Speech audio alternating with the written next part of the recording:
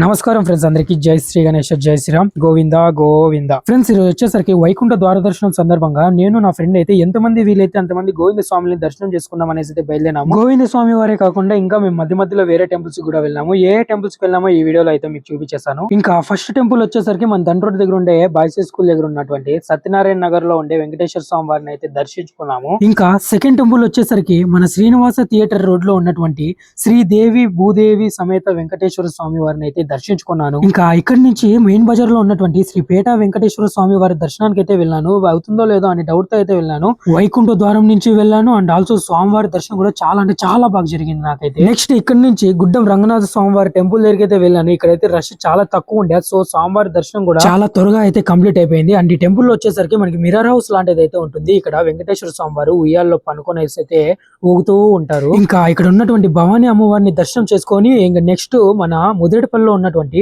రుక్మిణి పాండురంగ స్వామి వారి దర్శనానికి అయితే వెళ్ళాను. ఇక్కడ కూడా నాకైతే త్వరగా అయితే దర్శనం అయితే కంప్లీట్ అయిపోయింది. ఇంకా ఫైనల్ టెంపుల్ అండ్ ఆల్సో దశావతారాలు ఒక రూపుడైనటువంటి మన బాయిరెడ్డిపల్లి లక్ష్మీ నరసింహ స్వామి వారి టెంపుల్ దగ్గరికి అయితే వచ్చినాను. ఇక్కడ కూడా జనాలు అయితే ఎవరు ఉండలేదు. స్వామివారిని అయితే ప్రశాంతంగా దర్శనం అయితే చేసుకున్నాను. మీరు ఈ రోజు ఎన్ని టెంపుల్స్ కి వెళ్ళినారు, నేను వెళ్ళిన టెంపుల్ లో మీరు ఏ టెంపుల్ వెళ్ళినారో కింద ఒకసారి కామెంట్ చేయండి. అందరికీ బాయ్ ఫ్రెండ్స్. వెళ్లే ముందు గోవింద అని ఒకసారి కామెంట్ చేయండి.